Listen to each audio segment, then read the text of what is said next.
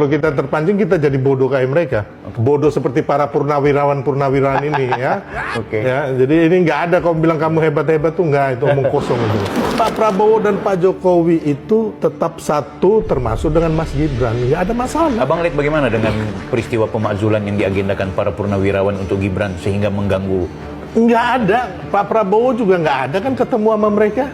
Aku tanya sama Pak Prabowo, ketemu nggak sama pecundang-pecundang pensiunan itu?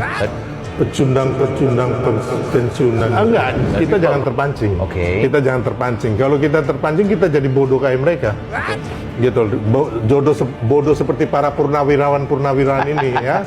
Ya, jadi ini nggak ada kalau bilang kamu hebat-hebat tuh nggak, itu omong kosong itu. Kenapa? Mereka nggak ngerti hukum, nggak ngerti konstitusi, tapi ingin memaksulkan. Lah, mereka kan purnawirawan jenderal. Masa dikata nggak ngerti hukum, Bang?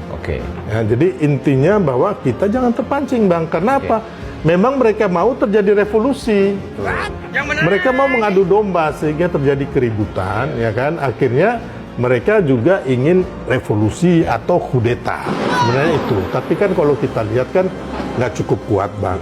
Ya kan, di parlemen paling tidak kan hampir semua kita lihat kemarin kan, baik Golkar termasuk Demokrat juga, termasuk Gerindra udah mengatakan bahwa tidak ada pemaksulan. Nasdem sendiri juga mengatakan, Pak Surya Paloh mengatakan ini kan jangan sampai hanya gara-gara kebencian, akhirnya mereka ingin memaksulkan tanpa ada fakta atau logika hukumnya. Kan?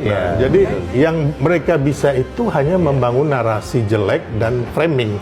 Makanya kita pendukung Prabowo Gibran, hati-hati, jangan mau diadu domba, gitu loh. Baik pihak umpamanya katanya, oh kok Pak Prabowo diam-diam aja sih, nggak turun. Atau, Pak Jokowi dan Pak Prabowo udah bentrok nih? Enggak lah.